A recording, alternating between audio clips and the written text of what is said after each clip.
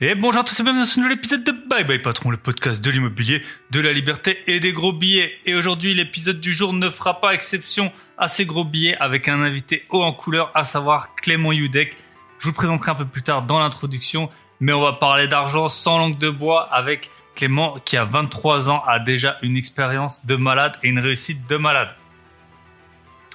Avant de démarrer, l'épisode de la semaine dernière, Est-on riche avec 3673 €, il a super bien fonctionné. C'est mon épisode en solo qui a le mieux fonctionné depuis la création de ce podcast en mars 2021.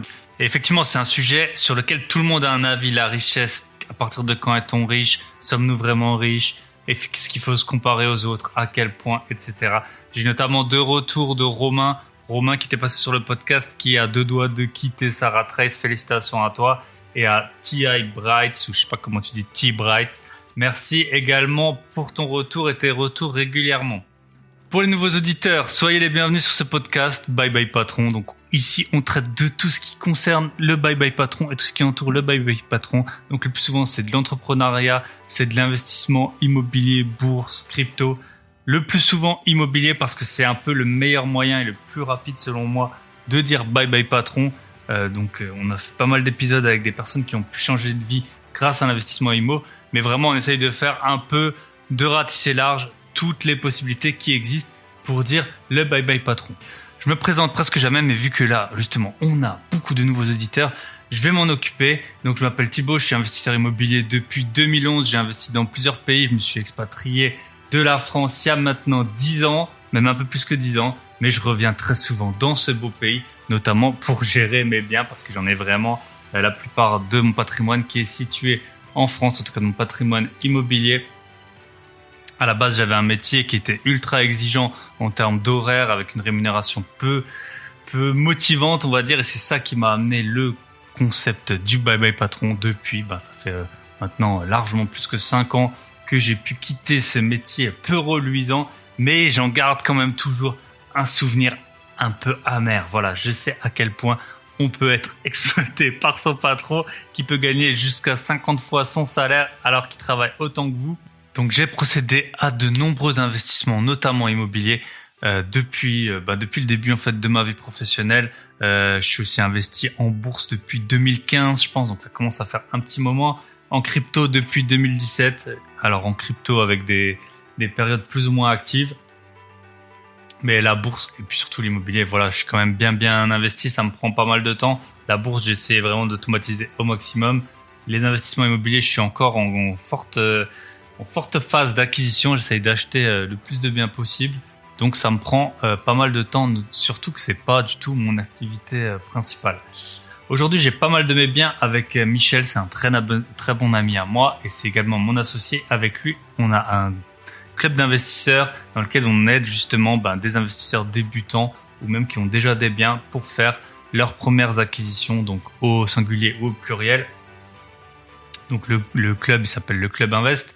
Notre site clubinvest.fr, il a fait peau neuve, Michel s'en est occupé, il est tout beau, il est tout neuf. Si vous voulez voir nos têtes de vainqueurs, vous pouvez vous y rendre, le lien est dans la description, donc clubinvest.fr.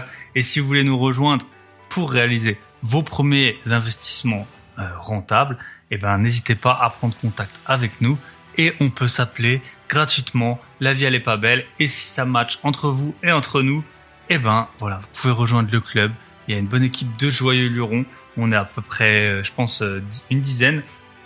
Donc vous êtes les bienvenus si vous voulez. Je vous ai dit, j'ai pas mal d'informations à vous partager, donc je vous en partage une nouvelle. J'ai créé un canal Telegram. Donc Telegram, pour ceux qui savent pas, c'est une espèce de WhatsApp. Enfin, pour faire vraiment court. Un canal Telegram, donc vous pouvez rejoindre ce canal, il s'appelle Bye Bye Patron Podcast. Je le mets dans les notes de l'épisode, donc quand vous êtes en train d'écouter l'épisode sur Spotify, sur Apple Podcast, il y a des notes, vous voyez tous les liens dedans. Et là, je mets le lien vers le canal Telegram. Je me suis dit que c'était une bonne idée de créer un canal. Alors à la fois, le Club Invest, c'est un club qui est très restreint parce que Michel et moi, forcément, on doit suivre les investissements de chacun des membres. Là, l'idée du canal Telegram, c'était que en fait, à chaque semaine, je reçois des retours sur le podcast avec souvent des idées intéressantes. Mais en fait, il n'y a que moi qui les reçois et je peux pas toutes les repartager en intro du podcast. Ça prendrait trop de temps. Peut-être que ça aurait pas d'intérêt. Donc, je me suis dit, je vais créer un canal Telegram où tous les auditeurs du podcast, ils peuvent s'écrire. Si vous voulez, par exemple, partager, vous avez un projet immobilier sur lequel vous voulez vous positionner, pour avoir, par exemple, le retour d'autres auditeurs, ou si vous avez des idées d'investissement. Voilà, on va essayer. Je sais pas du tout ce que ça va donner, mais je me suis dit, je crée ce canal Telegram. Donc, vous pouvez le rejoindre donc via la description dans la description du podcast. Bye bye patron podcast. Ensuite, j'ai eu des super retours en plus des écoutes, en termes de notes. Alors c'est la première fois sur Apple Podcast que j'ai plus de notes que d'épisodes. J'ai 73 notes pour 71 épisodes et j'ai eu 2 nouveaux commentaires. Donc de Benny France, podcast nickel, brut de décoffrage, pertinent, car pas de langue de bois. Info intéressante sur l'expatriation assurée. Alors là, si tu vas écouter l'épisode du jour, tu vas pas être déçu parce que là, la langue de bois, elle est partie chez Pinocchio. Et on va parler expatriation en Estonie notamment. Et j'ai eu un autre commentaire 5 étoiles. Alors c'est des notes, je crois que c'est écrit en lettres grecques. Lonzo, je sais pas comment ça se lit. Le podcast sur le squat est juste dingue, au top. J'ai beaucoup rigolé. Franchement, merci. Voilà, on essaye toujours, forcément, les investissements qu'on fait, on les fait au sérieux. Dans le reste de la vie, ça sert à rien de tirer la gueule. C'est pas ça qui vous rendra plus heureux. Donc, on essaye toujours de faire ça dans la bonne humeur. Si vous me voyez chez le notaire en train de lire, j'ai pas du tout l'air drôle. Et puis 2 secondes après, on est reparti. Voilà. Il y a des choses, il faut les faire sérieusement. Le reste, on peut toujours le faire dans la bonne humeur. Et enfin, dernière dédicace à notre ami Dumas ou Dumas, je sais pas comment tu prononces ça. Il m'a posté en photo, il a mes 2 livres. Il a les 2 livres côte à côte, il m'a envoyé la photo, donc ça me fait trop plaisir. Et oui, que vous le croyez ou non, ceux qui ne le savent pas, j'ai écrit 2 livres. Un livre qui s'appelle « Négocier un bien immobilier, 7 techniques pour gagner facilement des dizaines de milliers d'euros sur l'achat d'un investissement » et un deuxième livre « Débuter l'investissement immobilier locatif, 12 étapes simples pour réussir et éviter les pièges, choisir la meilleure stratégie rentable en maîtrisant la fiscalité ». Donc ces 2 livres sont disponibles sur Amazon. En e-book, ils coûtent moins de 5 euros. En papier, ils coûtent moins de 15 euros. J'en ai vendu quand même plusieurs centaines, plus que 500. Donc merci à toutes les personnes qui ont acheté ce livre. Si vous voulez soutenir le podcast, c'est financièrement. Parce que vous le sachiez ou non, un podcast, ça coûte de l'argent. Je fais pas du tout ça pour l'argent, mais si vous voulez soutenir le podcast, c'est un bon moyen en achetant un livre. Un de mes livres, et je suis sûr que vous y gagnerez. J'ai pas fait la somme de l'argent qui a été économisé, mais j'ai eu pas mal de retours sur justement mon livre Négocier un bien immobilier. Des personnes qui m'ont dit qu'elles avaient gagné 10 000, 20 000. Je pense que le record c'était 50 000 euros grâce à une ou plusieurs astuces que j'avais mis dans mon livre sur la négociation. Donc bien sûr, on peut pas. Il y a des marchés, et il y a des biens sur lesquels c'est plus compliqué de négocier que d'autres. Ça fonctionne pas dans 100% des cas, mais toutes les astuces que je mets dans le livre sur la négociation, c'est des astuces que j'ai appliquées et qui ont fonctionné. C'est pas des astuces que j'ai lues, je sais pas quoi, ou des vidéos YouTube. C'est vraiment sur des achats que j'ai fait. J'ai utilisé cette stratégie et j'ai économisé des milliers, des dizaines de milliers d'euros. Donc voilà. J'ai 2 livres, si vous voulez. Ils sont aussi dans la description du podcast. Donc dans la description du podcast d'aujourd'hui, il y a tout. Le lien vers le nouveau site du Club Invest. Le lien vers le canal Telegram. Mes 2 livres. Et bien sûr, si vous voulez me contacter, le canal Telegram ou alors mon lien Instagram et mon mail. Voilà, 8 minutes 43 d'intro, je pense que c'est le record. On va se retrouver donc avec Clément. Clément, pour vous faire simple, il a quitté son école d'ingénieur 1 mois avant la fin pour lancer. Il a plusieurs sociétés, maintenant il a 4 sociétés. Il est à 23 ans, il a déjà, franchement, il poste sur, en fait, comment je l'ai connu via YouTube et Instagram. Et il postait sur Instagram des trucs un peu scandaleux du type réserver des billets d'avion pour pouvoir y placer ses sacs Vuitton. Il a 2 voitures qui parlent justement très bien de sa réussite, on va dire, et puis une de ses activités.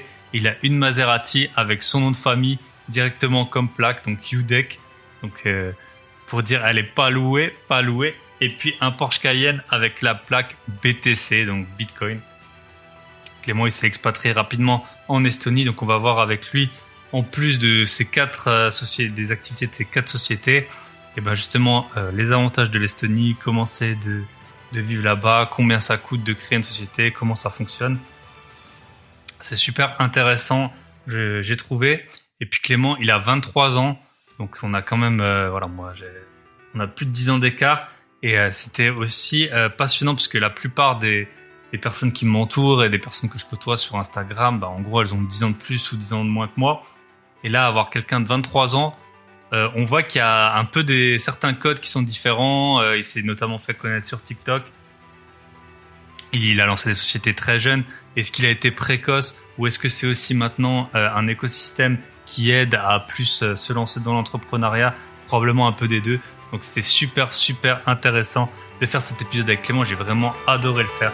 Je vous souhaite une très bonne écoute et on se retrouve de l'autre côté avec Clément. Et bonjour à tous et bienvenue dans ce nouvel épisode de Bye Bye Patron. Et aujourd'hui on est avec Clément. Salut Clément, comment ça va? Ça va très bien et toi? Ça va. Clément, je pense que tu dois être peut-être mon invité le plus jeune que j'ai eu sur le podcast. Mais il s'est déjà passé pas mal de choses dans ta vie parce que le podcast s'appelle Bye Bye Patron.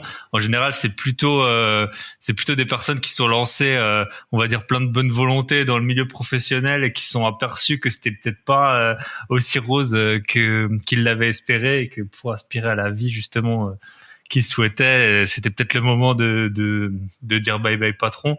Toi, t'as dit bye bye Dirlo ou je sais pas comment tu résumes ton parcours. Mais est-ce que tu peux te présenter rapidement, quel âge t'as, peut-être d'où tu viens et puis commencer par ta formation, on va dire universitaire, qui est un peu caractéristique de ta réussite d'aujourd'hui. Donc voilà.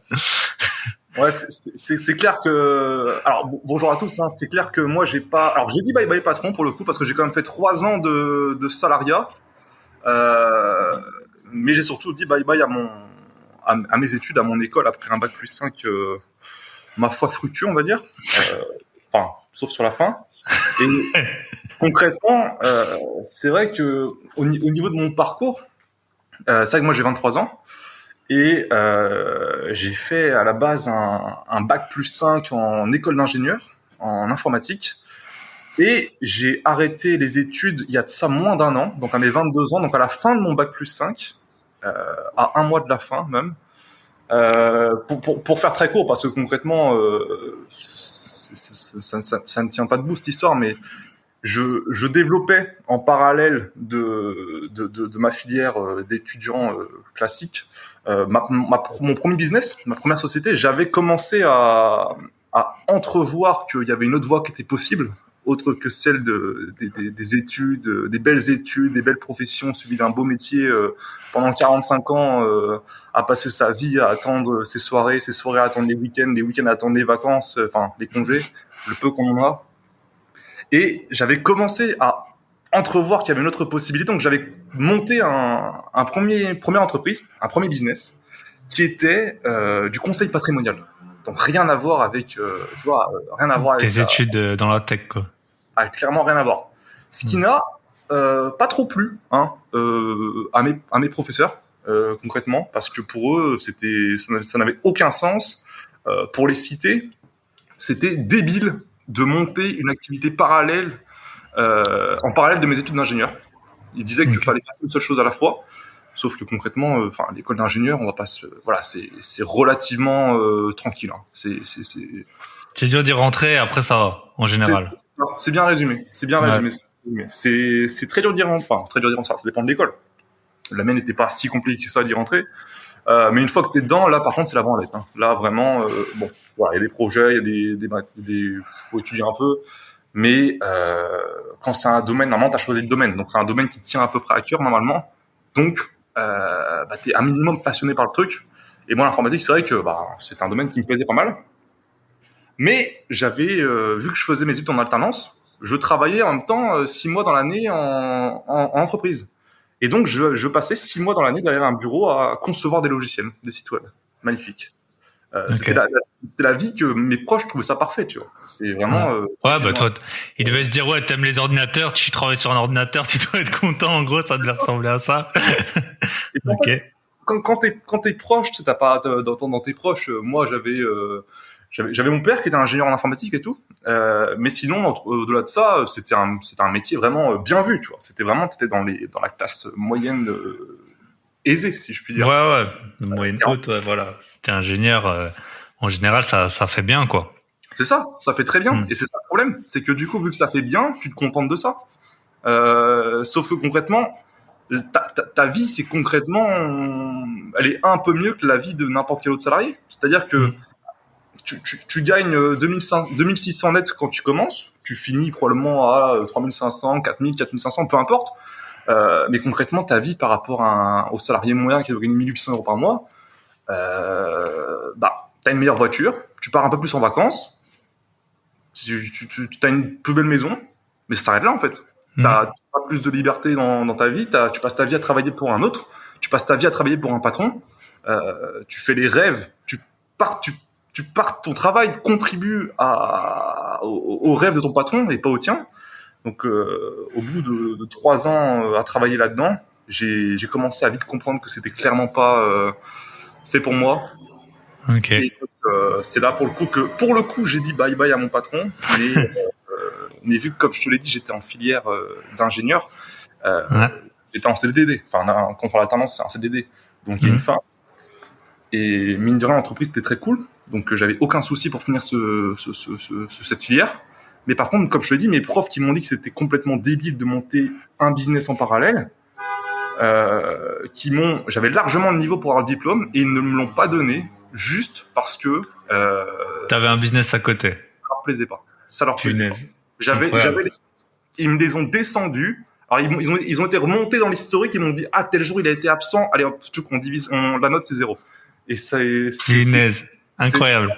C'est un truc de fou de voir d'autres étudiants qui ont un niveau mais complètement éclaté, mais juste parce que eux sont studieux, eux écoutent et eux sont bien gentils dans le système. Eux, oui, ils ont le niveau, c'est des ingénieurs. Incroyable. Par contre, lui là, il sort un peu du système, il commence à faire un peu d'argent à côté. Ça nous plaît pas, ça. Allez hop, on va lui demander de faire un mois de plus. Et là, j'aurais dit, c'est bon, allez hop. Salut. Bye bye. Bye bye l'école. Ouais, c'est intéressant. Il y a plein de choses super intéressantes que tu as dit.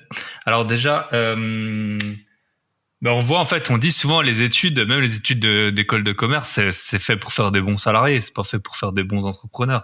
Et là on le voit clairement en fait. L'école, ça t'apprend à être docile, qu'on le veuille ou non. Voilà, pendant les années où t'es un peu fragile, on te tape dessus. C'est sûr que tu sors de là. T'as pas toujours envie de bouffer le monde, quoi. Et en fait, j'avais 2 questions pour toi. Alors moi, j'ai déjà eu un locataire, alors pas en informatique, mais un ingénieur. Il gagnait 1850 euros net par mois, quoi. J'ai halluciné, quoi. Je me suis dit punaise. Et il travaillait chez Eiffage, c'est quand même une grosse boîte, quoi. 1850 euros net. Je me suis dit punaise, franchement. Et t'as des gens avec la CAF, ils ont plus que ça, quoi. Mais bon, bref. Et la deuxième, tiens, j'ai une question pour toi. En fait, c'est donc là, on est dimanche, mercredi, j'ai déjà préparé mon épisode qui sera publié. Et en fait, mon épisode, c'était sur qu'est-ce que c'est être riche et combien. En fait, t'avais une étude là récemment qui disait qu'avec 3673 euros par mois, t'étais riche. Combien c'est Alors moi j'ai fait les calculs. Là je peux spoiler vu que l'épisode sortira après. Pour moi en gros j'ai compté qu'il fallait à peu près 6700 euros pour avoir une vie de riche, donc un logement assez grand dans un beau quartier, rouler en caisse genre en X5, GLE, Cayenne, tu vois, sortir, voyager. J'ai fait un peu le décompte, 1000 euros par mois pour les voyages, 600 pour les sorties. Voilà, je suis arrivé à 6700. Combien tu dirais toi? Bon voilà, maintenant parfois tu poses des trucs un peu scandaleux en story, genre prendre une place d'avion pour tes sacs de shopping ou des trucs comme ça. Combien tu dirais qu'il faut en France pour vivre alors pas comme un ultra riche, mais tu vois comme un riche, quoi. C'est une question qui est très intéressante parce que je pense qu'on a chacun notre vision de qu'est-ce qui est riche. Et je pense qu'on a tous vu cette étude qui effectivement disait que 3600 euros. Alors c'était célibataire, j'espère quand même. Ouais, c'était célibataire net après impôt. Ok. Donc c'est l'argent dispo, quoi. Concrètement, 3600 euros pour moi, t'es loin d'être riche, ça c'est sûr. Après, ça dépend, chacun a sa vision de qu'est-ce qu'être riche. Alors là, on parle d'un point de vue purement financier, bien sûr. Oui, on n'a pas dit, voilà, avoir une famille, ça peut t'enrichir, réussir dans le sport et tout ça, bien sûr. C'est bullshit, mais concrètement, d'un point de vue financier, moi, faut savoir que pour donner des chiffres, comme je l'ai dit, j'ai quitté mon école en août dernier. Actuellement, on est en juillet, donc ça fait un peu moins d'un an. 3 mois plus tard, je suis devenu millionnaire.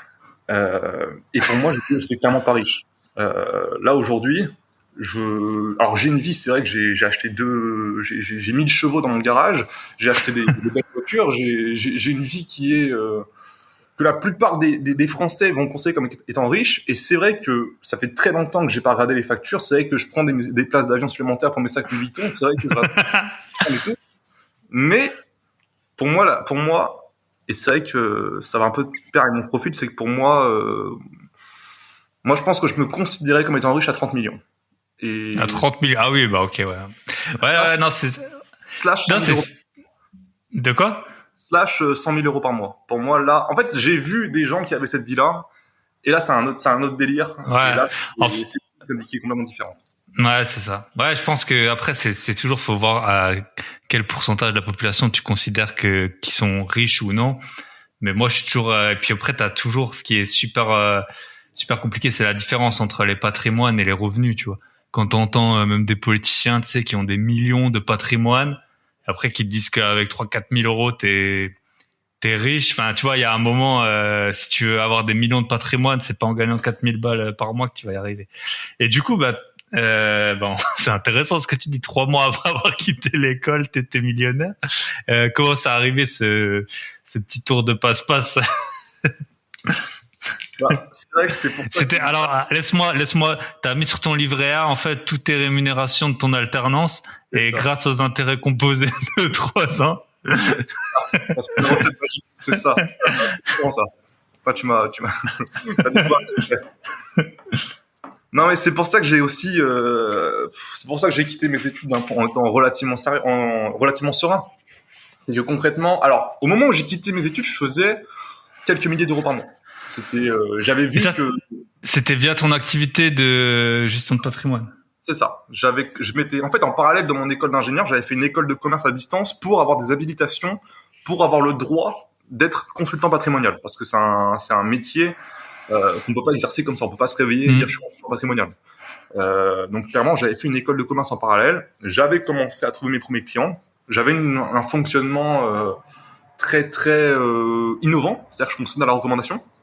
J'avais jamais besoin de chercher de clients parce que c'est un domaine dans lequel tous les Français avaient des besoins.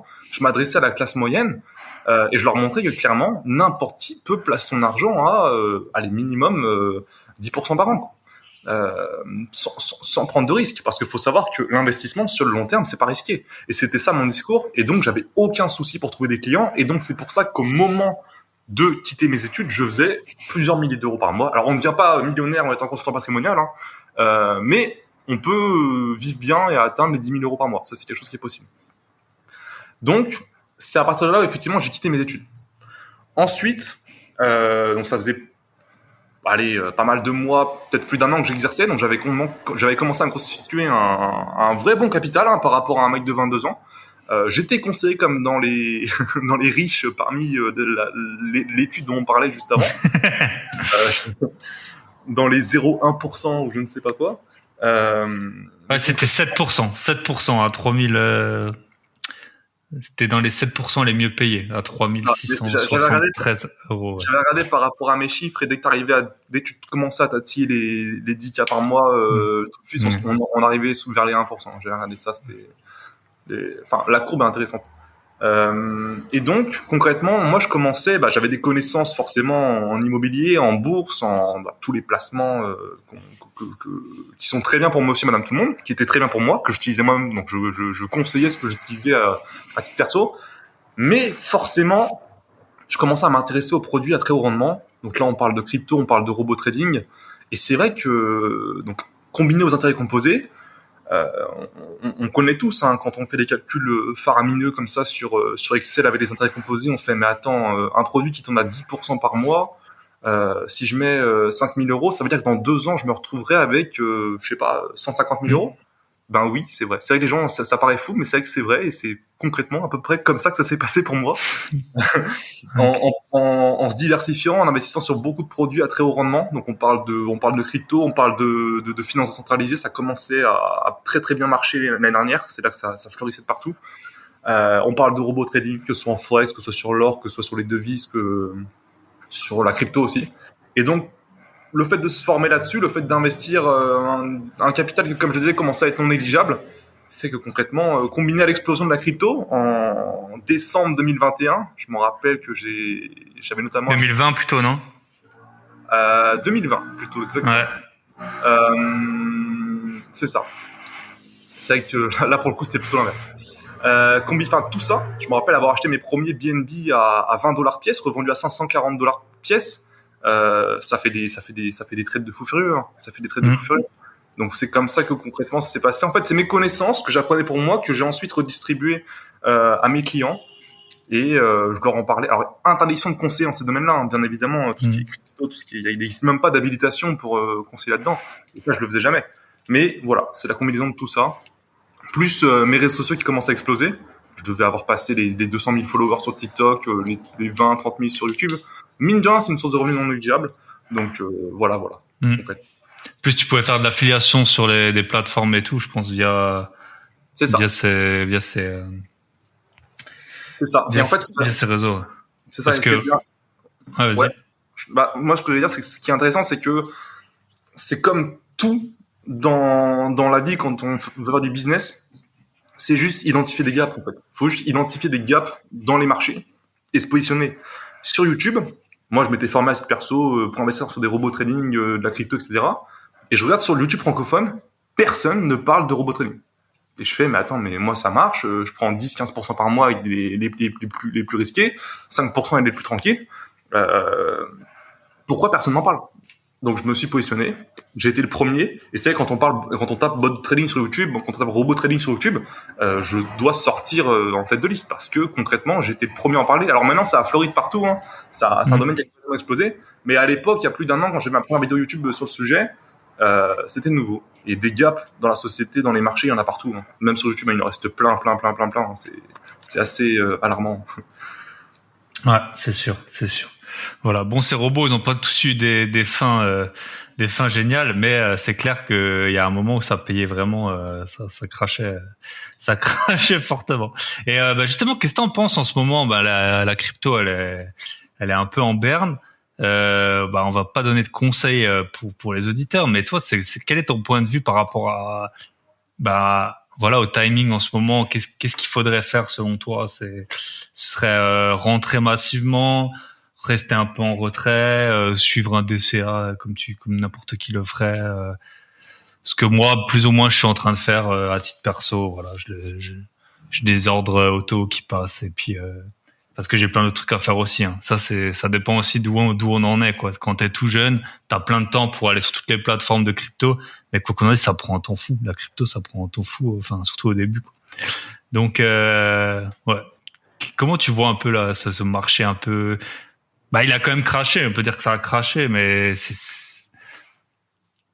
tu vois, on est toujours il y a 1 an, on se disait putain si j'étais rentré 1 an avant, puis là on est maintenant dans le creux et tout le monde est un peu hésitant, quoi. Donc je sais pas quel est ton point de vue là-dessus, si tu veux le partager. Non, mais clairement, hein, j'investis massivement en crypto, donc forcément j'ai beaucoup étudié le sujet, donc forcément j'ai un point de vue sur le sujet. Mais avant ça, je vais revenir rapidement sur ce que je disais sur les robots trading. C'est vrai que c'est le souci, hein. La plupart des robots trading ont une durée vie de quelques années, allez, plus de 5 ans, plus de 10 ans pour les plus sécurisés. Mais concrètement, quand tu as un produit qui fait 10-15% par mois, que tu peux faire x2 en moins d'1 an, récupérer ton capital et laisser des bénéfices tourner, on se rend compte que c'est des produits qui finalement, quand tu as une bonne stratégie et qu'en plus tu te diversifies, c'est pas si risqué que ça. C'était juste le point que je voulais donner. Et après ça, ils sont fait all-in sur un produit et qu'on se fait avoir, là malheureusement c'est terminé. Mais voilà. Après voilà. Concrètement, sur la crypto, moi c'est pareil, hein. J'ai beaucoup tradé, j'ai des très bonnes connaissances en trading, mais concrètement le trading c'est pas un business qui me fascine plus que ça. Passer sa vie devant des écrans, des courbes et tout, moi personnellement ça me dégoûte. Je vais être franc. Concrètement, non, c'est pas comme ça que je vois la crypto. Personnellement, je regarde les cryptos en lesquels je crois Et quand on est dans une phase de marché comme celle qui est le cas actuel, le Bitcoin doit être à 19 000 $ actuellement, ça tire pas mal la gueule. On n'a pas envie de s'orienter sur les petits projets, c'est vraiment pas le moment. Donc concrètement, aujourd'hui, comme d'habitude, sans faire de conseil en investissement, mais Bitcoin, Ethereum uniquement. Allez, on peut aller sur le top 10 des market cap, mais comme on le voit, certaines cryptos top 10 peuvent tomber à zéro à tout moment. Donc voilà, c'est pas non plus, comme je dis, c'est pour ça qu'on sait jamais, ça peut arriver, faut le savoir. C'est arrivé. Donc. C'est ça qui est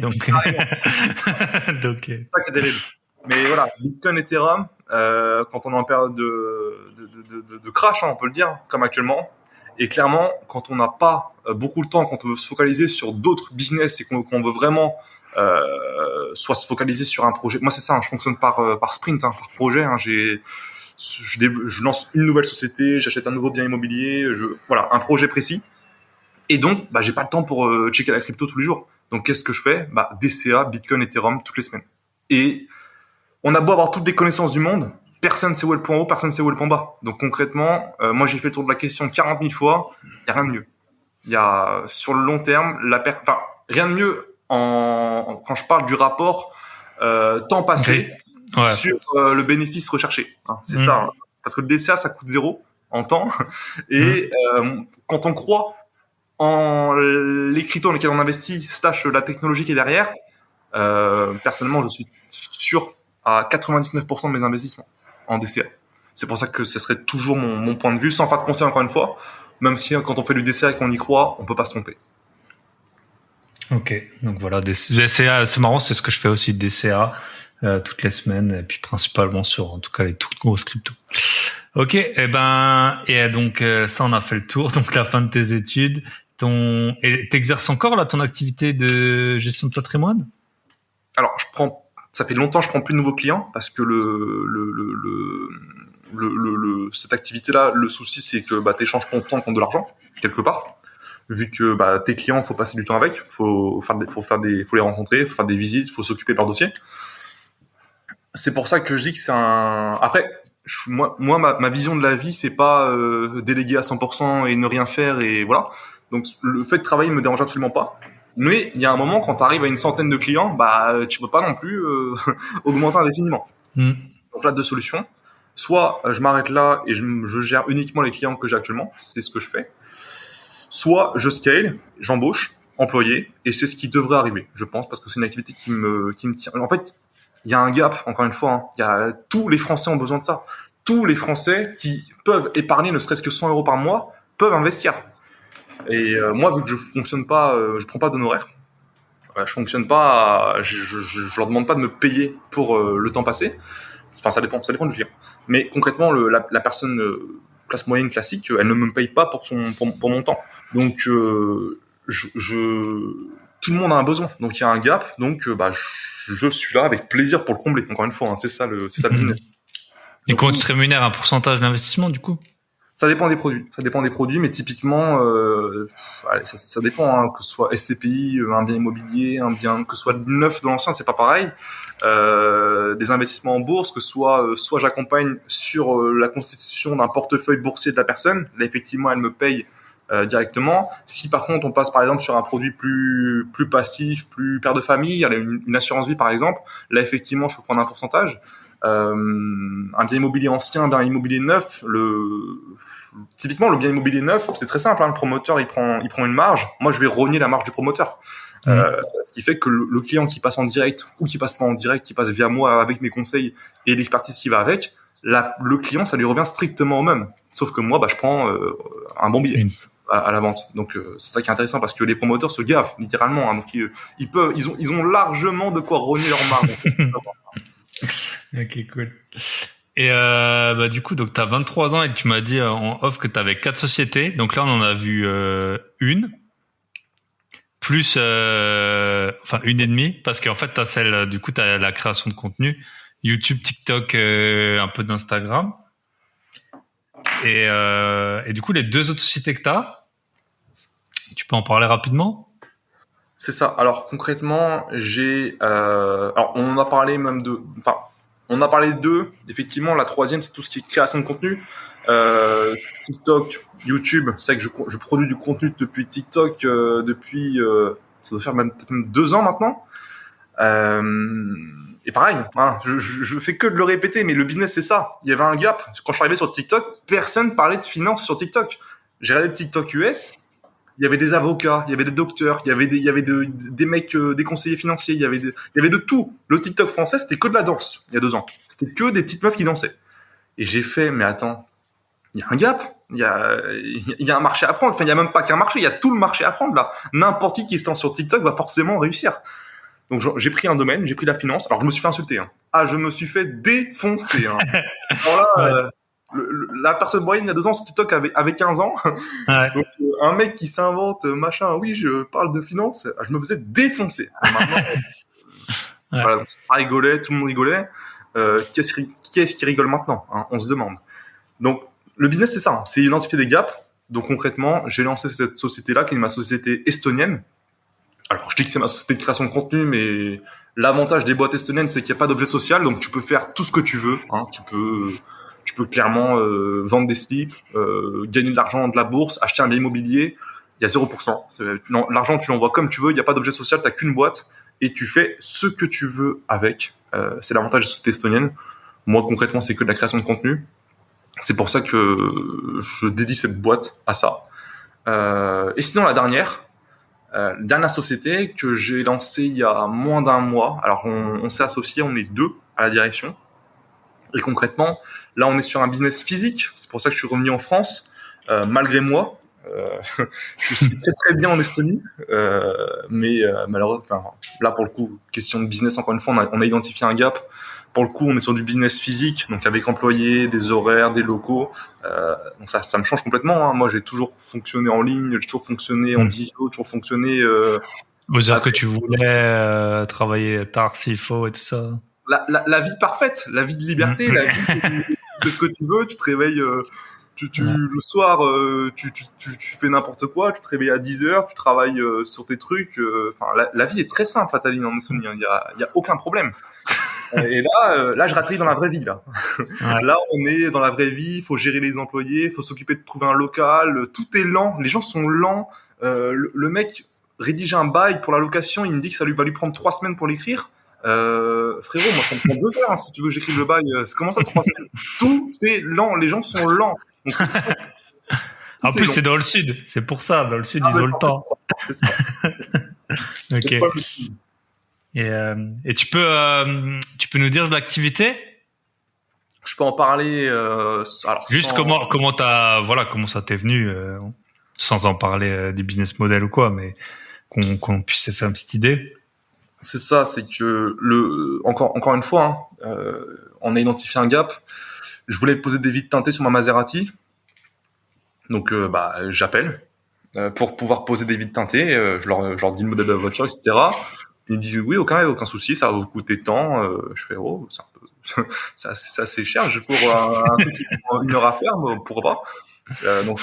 Et moi, chaque fois que je me dirige vers quelque chose, chaque fois que je vais dans un café, chaque fois que je vais quelque part, que je fais quelque chose, j'essaye d'estimer un peu la marge qu'ils prennent, quoi. Comment circule l'argent, voilà. Tu vois. Hein, c'est toujours intéressant à faire. Et là, je fais mais attends, mais ils prennent tant pour même pas 1 heure de travail. Ils avaient trois poseurs qui pouvaient poser alors j'ai pas dit le business, c'est pour ça que concrètement on peut pas encore comprendre, mais 3 personnes qui travaillent simultanément, ça pouvait déboucher à 200 € x 3 par heure. Je me dis oula, là ça brasse beaucoup. Et je me dis tiens, intéressant. Bref, le mec me dit bon, prochaine disponibilité dans 4 semaines. Ah bon, ok, je me dis bon bah non, je suis relativement pressé, moi mes vitres teintées sur ma Maserati, je les veux tout de suite quoi. J'appelle une autre boîte, ils me disent pareil. Oh, on peut s'arranger si vous payez plus sous le un petit billet en plus et je peux vous faire ça dans 2 semaines. Comment ça dans 2 semaines? Vous avez tant de personnes que ça? Bah oui, hein. Tous les jours il y a plein de personnes qui veulent des vitres teintées. Et là on a identifié un gap, on se dit bah écoute, c'est pas si compliqué que ça, on va monter une boîte, on va prendre des employés, des poseurs de vitres teintées et terminé. Et là, on lance ça et on a déjà tout prévu et on sait que ça va bien se passer. Et encore une fois, c'est tout simple. On a juste identifié un gap. C'est ça le business. Ouais. Ah non, super intéressant. Hein. Super intéressant d'avoir identifié ça. Et donc, l'Estonie, t'es rentré définitivement là ou t'as toujours un pied à terre là-bas? Alors, ma résidence fiscale est en Estonie. Je veille bien à ça que toujours ma résidence fiscale soit en Estonie. Je passe, même si j'en ai pas besoin, il faut pas passer forcément 6 mois dans le pays pour être conseillé comme résident fiscal en Estonie, mais je prends aucun risque. Je me verse jamais de salaire avec ma société française, uniquement avec ma société estonienne. Je paye mes impôts en Estonie. Ma résidence principale est en Estonie, donc oui, ma résidence long terme restera estonienne, parce que même sans parler de l'aspect fiscal, j'adore ce pays, quoi. J'adore les gens, j'adore. Là-bas, c'est simple, ça va vite. Hein. Je sais pas, j'ai jamais été, mais visiblement, les gens, ils sont assez satisfaits de l'administration et tout. Tout est assez, tout est fait pour, en fait. Si je dis pas de bêtises. C'est assez impressionnant. Moi, je me rappelle être arrivé un mercredi. Le jeudi, j'avais la visite de mon appartement que j'ai pris direct. Il m'allait très bien. Je le prends. J'emménage le lendemain. Premier papier que je reçois, le bail de location, parce que le propriétaire était malvoyant, donc il lui fallait la version papier. C'est d'ailleurs aujourd'hui le seul papier que j'ai jamais eu entre mes mains en Estonie. Je n'ai jamais eu un autre papier que mon bail de location. Le mardi d'après, je suis allé à la préfecture chercher ma carte d'identité, et le mercredi, j'étais expatrié. Moins d'une semaine expatrié. Donc oui, c'est un exemple qui montre qu'effectivement en Estonie, ça va très très très vite. Il y a pas de ça. On perd pas du temps, il n'y a pas des... Et tout est digitalisé, il y a une histoire dans ta carte, elle te sert aussi à t'identifier. Ta carte, c'est pas une carte d'identité que t'as, du coup, c'est je sais pas comment ils appellent ça. Ouais. T'as un document d'identification, quoi, C'est des cartes d'identité qui sont pucées, en fait. Okay. Ça arrive en France, d'ailleurs. Alors, ça a mis du temps, hein. Quand on voit les dernières cartes d'identité, elles sont pucées aussi, mais les puces ne servent à rien. Maintenant, les puces qui sortent, je crois, servent à quelque chose et vont être utilisées. En Estonie, ça fait 10 ans que c'est le cas, et ma carte d'identité, c'est ma carte pour voter, c'est ma carte vitale, c'est ma carte pour me connecter à la banque, c'est ma carte pour tout, en fait. Hein. Dès qu'il y a besoin de s'identifier. C'est ça. Dès qu'il y a une identification, dès que je me connecte à ma banque, par exemple, je reçois une notif sur mon téléphone, je valide, je tape mon code, je suis identifié, et ça va très très très très très vite partout, pour tout. Et c'est ça qui est assez incroyable. Alors, c'est un petit pays, l'Estonie. Hein. On est sur 1,3 million d'habitants. C'est pour ça que c'est beaucoup plus facile de faire passer ce genre de choses, que ça va beaucoup plus vite. En France, alors, on va pas leur trouver des excuses, hein. Mais c'est vrai que 65 millions, c'est pas la même à gérer. Ouais, bien sûr. Puis après, en France, il y avait la carte vitale. Je sais pas, ça se trouve en Estonie, il y en avait pas. Et puis le jour où ils se sont décidés à en créer une, ils se sont dit bon ben on va la fusionner avec d'autres cartes. Enfin, ça dépend. C'est un peu comme les métros, quoi. Plus tu vas dans des pays où le métro il a été fait récemment, bah plus il est cool, quoi. Quand tu vas à Paris, tu vois bien qu'il y avait pas eu trop d'apprentissage avant, quoi. Donc c'est un truc de fou. Hein. Dernière fois que je suis à Paris, c'est pour l'aéroport Charles de Gaulle. Mais le métro, l'aéroport, il y a qu'à Paris, c'est comme ça. C'est le zoo. Hein. C'est n'importe quoi. Je ne vois jamais ça. Et c'est le zoo. L'aéroport, c'est le zoo. C'est n'importe quoi. Hein. Ah non, ça. Moi, chaque fois que je reviens, ça me met un choc. Hein. En fait, tu m'étonnes. C'est que les pays qui sont développés, maintenant, ils régressent. C'est-à-dire que on est sur nos acquis, c'est bon, tout va bien, c'est la fête du slip, c'est le zoo. Clairement, c'est pas comme ça dans les autres pays. Moi, j'avais été au Japon et je suis rentré à Charles de Gaulle aussi. Et tu sais, au Japon, personne te touche et tout. J'étais dans le train, t'avais une nana qui dormait, ou un gars qui dormait. Et les trains, c'est à part 3, comme dans les avions. Quelqu'un devait sortir et il osait pas toucher la nana qui dormait, tu vois, pour la réveiller, pour qu'elle se pousse. Après, j'arrive à Charles de Gaulle, la sécurité, t'avais des nanas, elles prenaient les sacs, elles les balançaient et tout, putain, elles t'ouvraient et tout. Je me suis dit, mais le Japonais qui arrive là, mais le gars, il fait une attaque, hein, impossible. Hein. Après, on parle pas je sais pas, c'est le RER B là, ou je sais pas. Franchement, ça doit leur faire un petit choc. Ok, cool.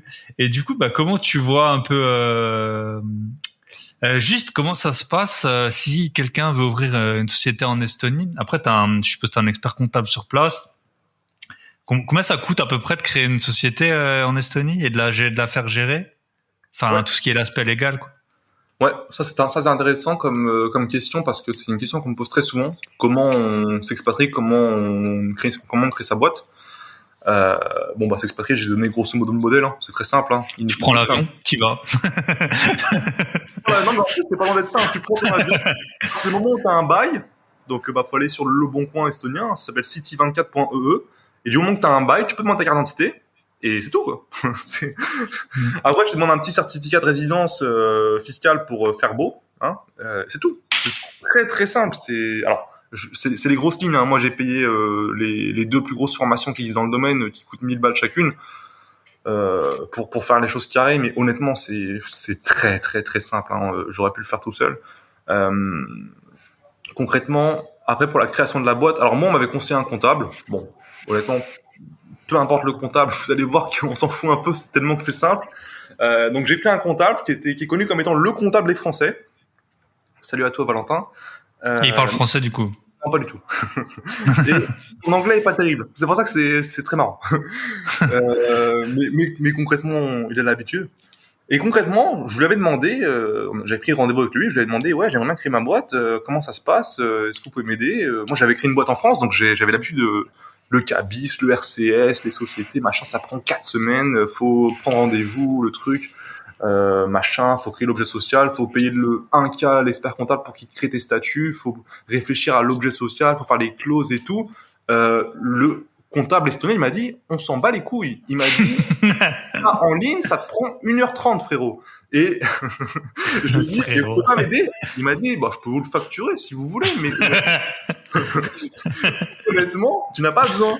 Et c'est que je suis allé en ligne, le site c'est rik.ee, créer une entreprise, ça te prend 1h30, il n'y a pas d'objet social, ta boîte elle fait ce que tu veux, à la fin tu payes, ça te coûte 192 €, et après ta société elle est fonctionnelle, elle tourne. Et tu peux faire du business au bout des 1h30. Et c'est... T'as un sirène ou tout de suite quoi, enfin...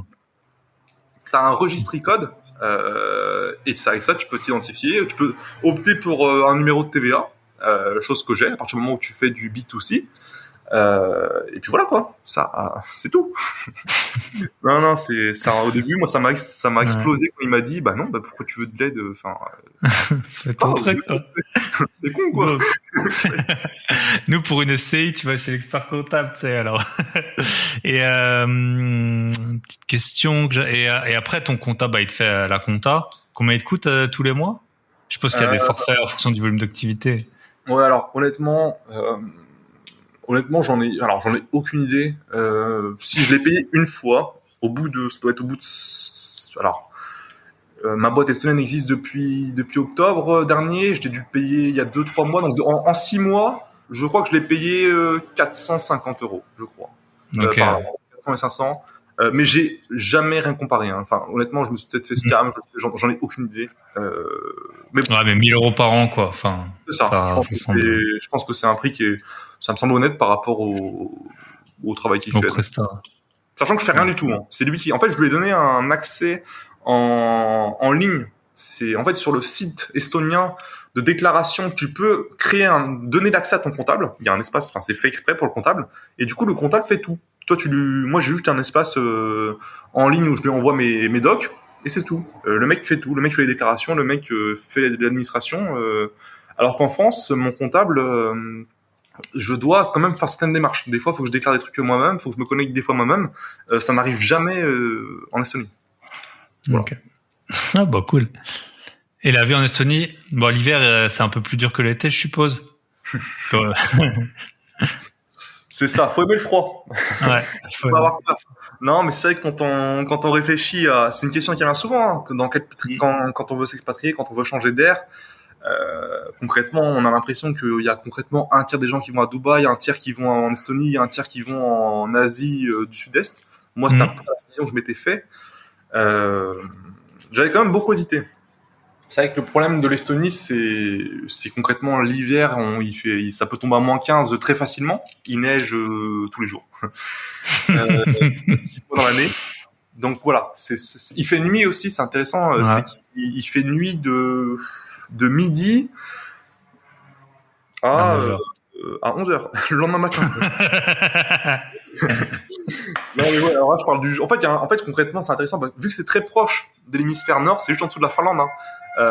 Quand on est au jour tu veux dire le cercle polaire, quoi. Enfin, C'est ça, ouais. Ouais. Donc il y a un jour dans l'année où il fait complètement nuit. Par contre, à contrario, en ce moment même, là on est début juillet, il fait jour non-stop. Le soleil ne se couche pas. Donc c'est intéressant. Et là en ce moment, je pense que si on regarde, la Tallinn doit faire 20 degrés, quoi.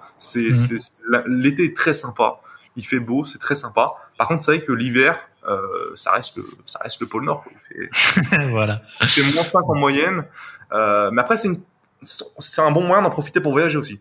Ouais. La plupart des Français en profitent pour aller visiter, aller voyager.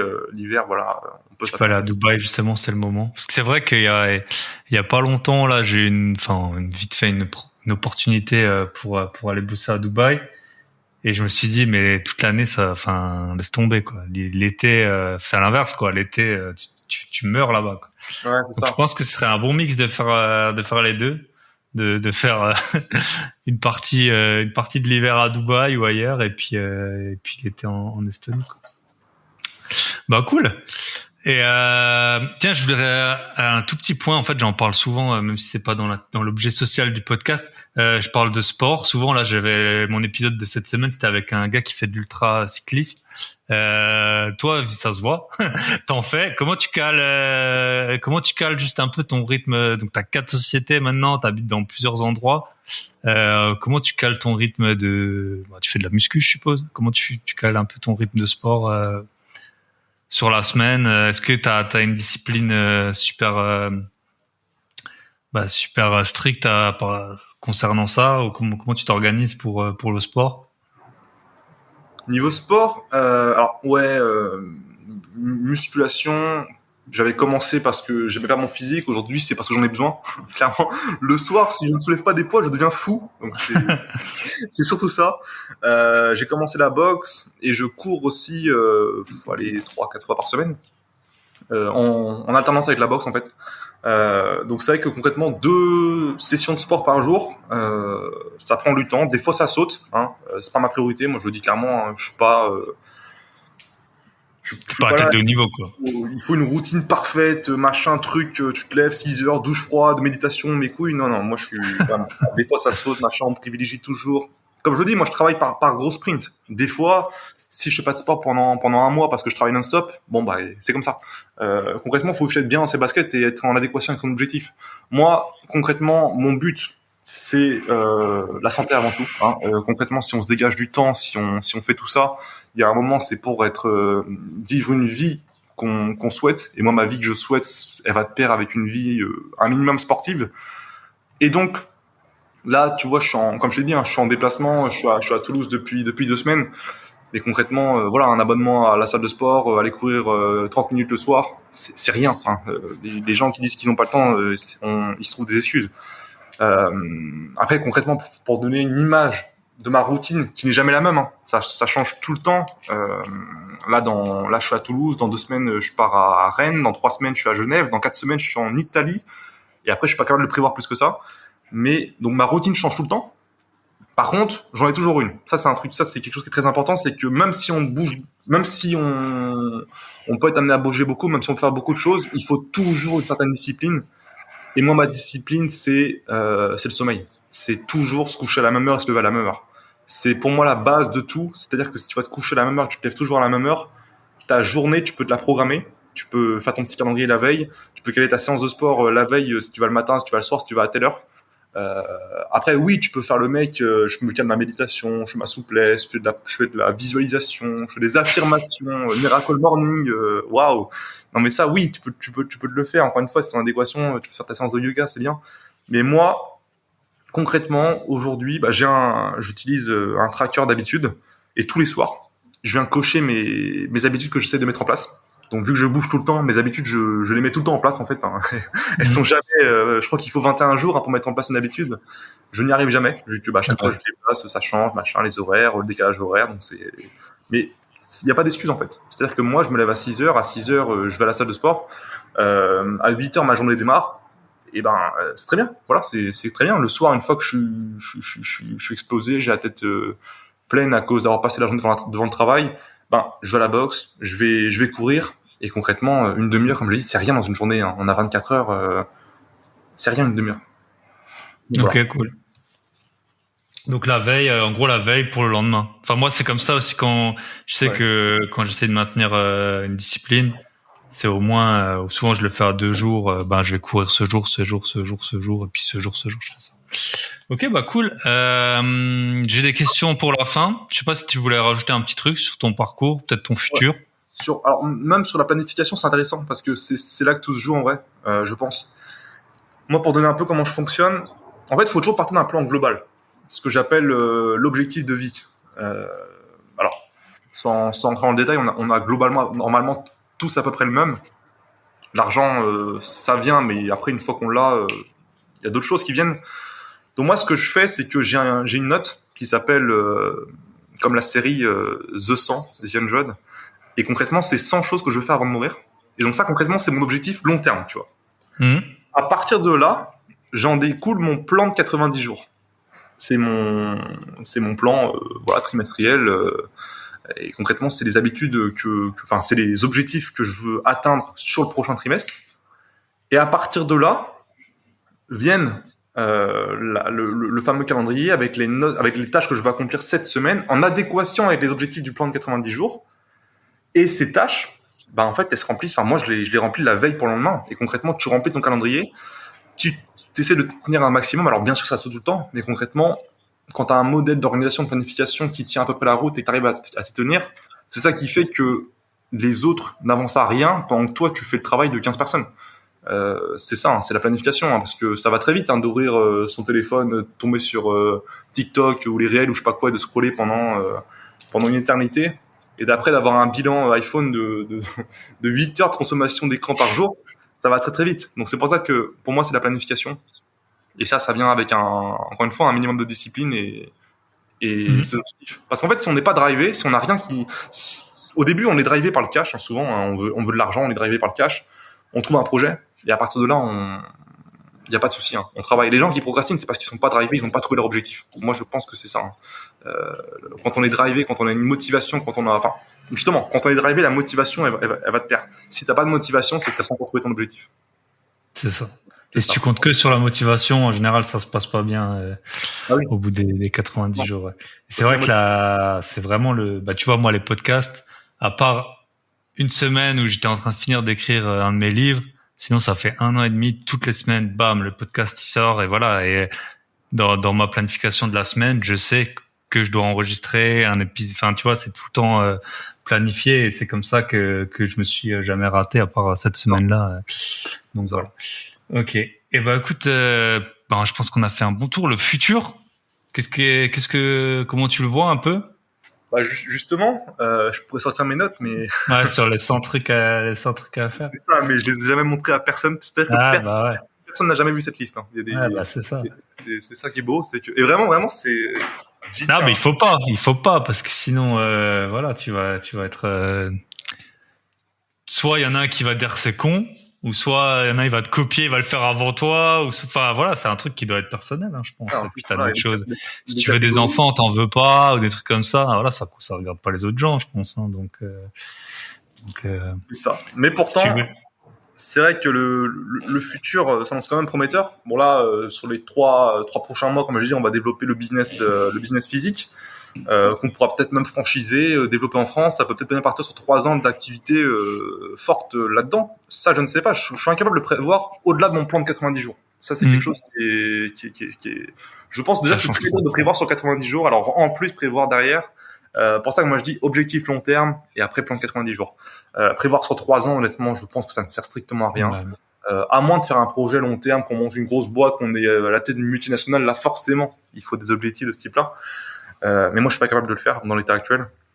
Donc concrètement, continuer de développer les business. Et après, ça va être que des suppositions. Par exemple, aujourd'hui, dans ma liste tu parlais de ton podcast que tu en sortais 1 par semaine parce que c'était comme ça, tu te l'obligeais, tu avais la discipline. Et c'est quelque chose que j'ai pas pour mes vidéos YouTube, par exemple. Hein. J'ai un rythme d'une vidéo tous les 3 mois. Si demain, j'inscris dans mon plan que je veux faire une vidéo YouTube par semaine, ça sortira. Et c'est possible parce que c'est quelque chose qui me tient à cœur. J'ai quand même une chaîne mon YouTube, il doit avoir 35 000 abonnés, alors que j'ai une vidéo tous les 3 mois. Je parle de choses dont personne ne parle. Il y a un gap, donc je devrais le combler. Donc dès que je me le fixerai comme objectif, ça peut être la prochaine étape, par exemple, et me lancer sur YouTube, aller chercher ces 100 000 abonnés, aller chercher ce partage de connaissances qui, comme j'ai dit, moi YouTube, je ne le fais pas parce que ça me rapporte quasiment rien dans l'état.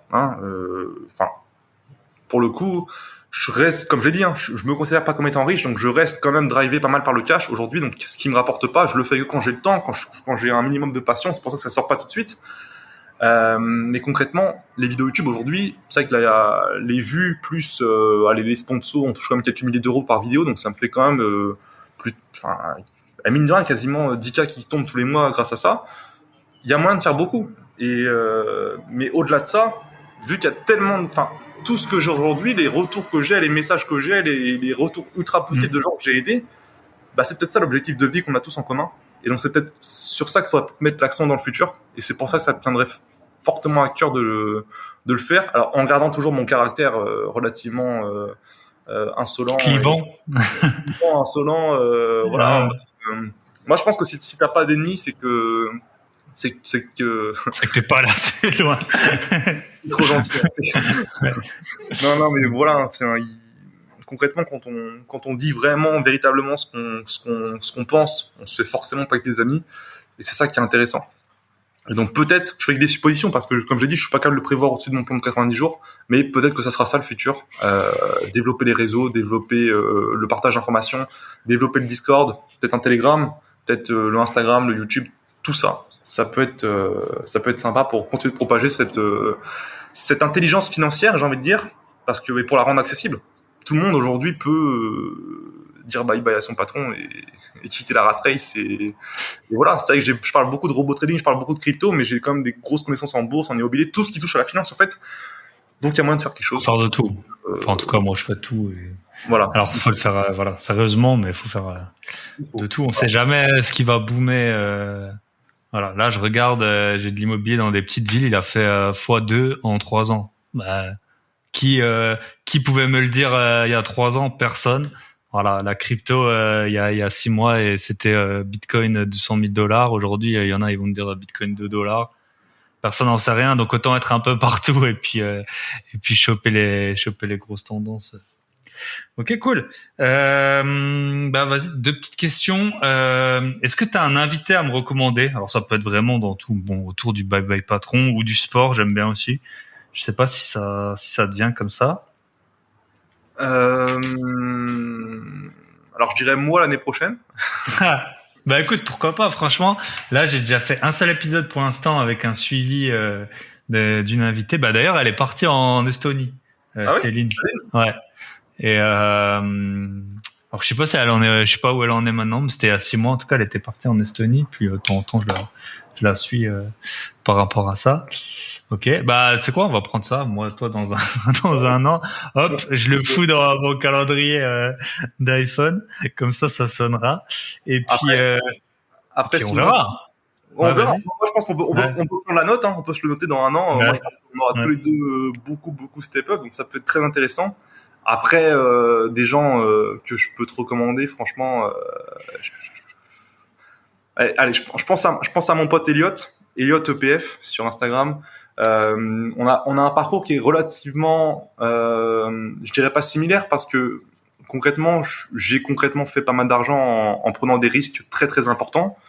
À côté de lui, je suis une merde. C'est-à-dire que j'ai un profil de bon père de famille à côté de lui. Ok. Donc, trop intéressant.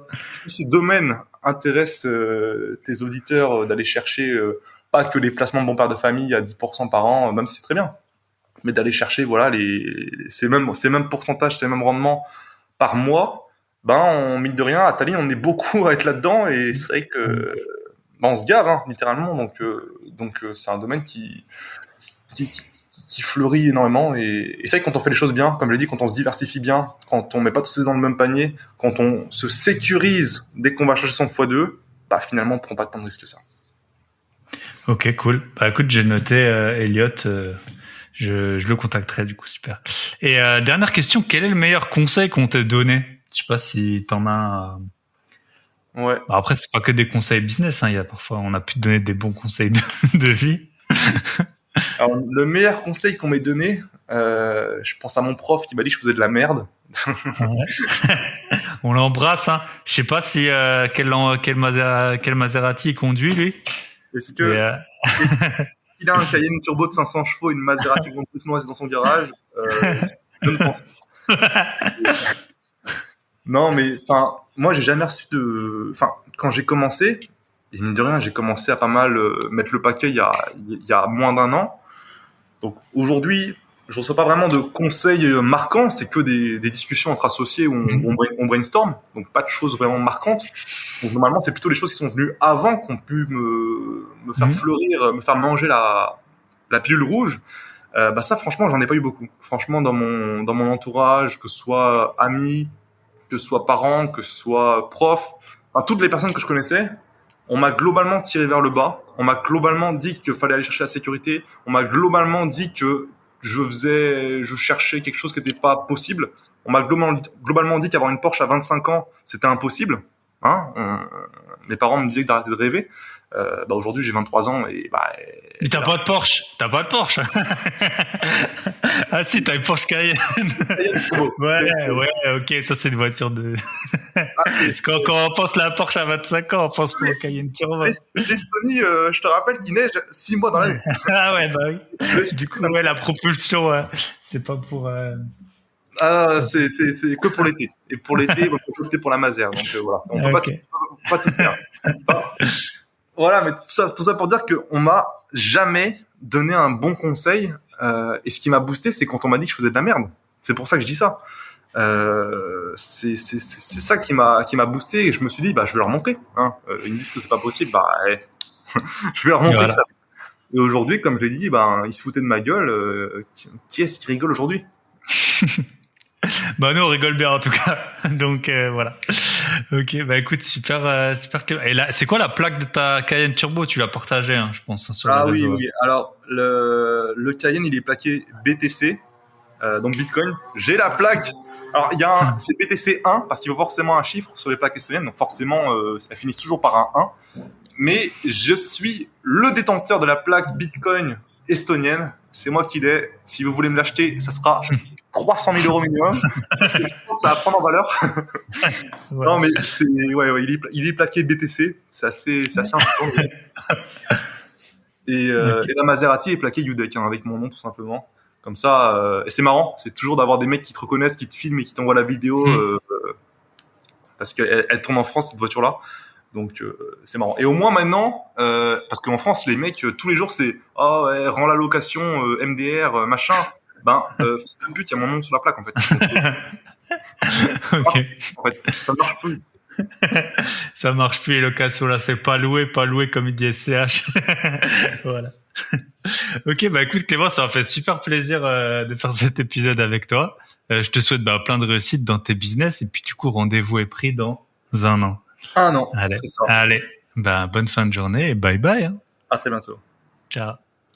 Et voilà, je vous avais prévenu un épisode en couleur à Clément, un sacré personnage, un exemple de réussite pour la jeunesse. J'ai adoré faire cet épisode avec lui. Si vous avez un cousin, une nièce qui sait pas quoi faire de sa vie qui a 20 ans, voilà, à 23 ans, elle pourrait ou il pourrait rouler en Maserati, conduire un Porsche Cayenne, être à la tête de 4 sociétés. C'est magnifique. Avant de terminer, n'hésitez pas, bien sûr, à noter ce podcast. On approche des 100 notes sur Spotify. Et je vous ai dit, sur Apple Podcast, on a déjà plus qu'une note par épisode. Enfin, elle est trop belle, la vie. Et puis, vous pouvez partager à votre copine, votre copain, votre mari, votre femme, votre tante, votre oncle, qui vous voulez. On se retrouve la semaine prochaine avec un nouvel épisode de Bye Bye Patron. Bonne semaine à tous.